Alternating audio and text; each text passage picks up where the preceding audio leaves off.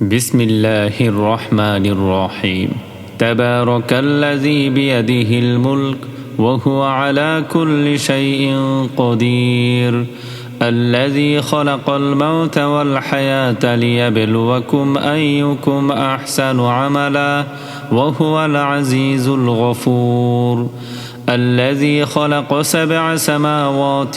طباقا ما ترى في خلق الرحمن من تفاوت فارجع البصر هل ترى من فطور ثم ارجع البصر كرتين ينقلب إليك البصر خاسئا وهو حسير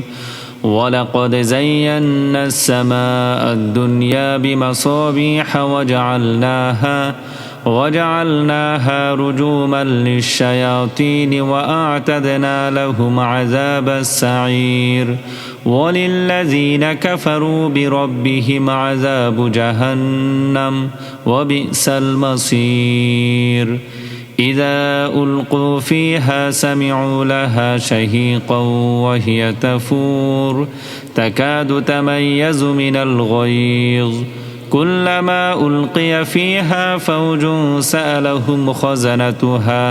سألهم خزنتها ألم يأتكم نذير قالوا بلى قد جاءنا نذير فكذبنا وقلنا ما نزل الله من شيء إن أنتم إلا في ضلال كبير وقالوا لو كنا نسمع أو نعقل ما كنا في أصحاب السعير فاعترفوا بذنبهم فسحقا لأصحاب السعير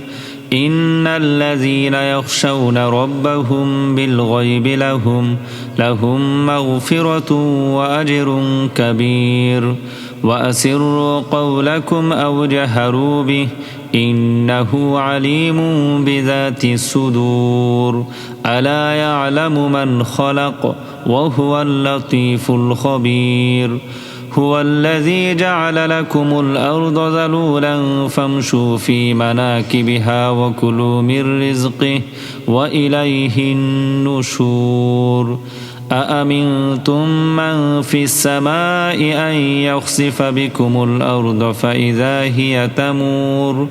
أم أمنتم من في السماء أن يرسل عليكم حاصبا فستعلمون كيف نذير ولقد كذب الذين من قبلهم فكيف كان نكير أولم يروا إلى الطير فوقهم صافات ويقبض ما يمسكهن إلا الرحمن إنه بكل شيء بصير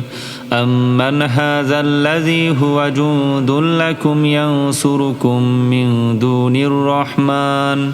إن الكافرون إلا في غرور أمن هذا الذي يرزقكم إن أمسك رزقه بل لجوا في عتو ونفور أفمن يمشي مكبا على وجهه أهدى أمن يمشي سويا على صراط مستقيم قل هو الذي أنشأكم وجعل لكم السمع والأبصار والأفئدة قليلا ما تشكرون قل هو الذي ذرأكم في الأرض وإليه تحشرون ويقولون متى هذا الوعد إن كنتم صادقين قل إنما العلم عند الله وإنما أنا نذير مبين فلما رأوه زلفة سيئت وجوه الذين كفروا وقيل هذا الذي كنتم به تدعون قل أرأيتم إن أهلكني الله ومن معي أو رحمنا فمن يجير الكافرين من عذاب أليم قل هو الرحمن آمنا به وعليه توكلنا فستعلمون من هو في ضلال مبين قل أرأيتم إن أصبح ماؤكم غورا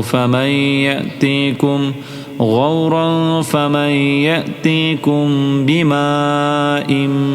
معين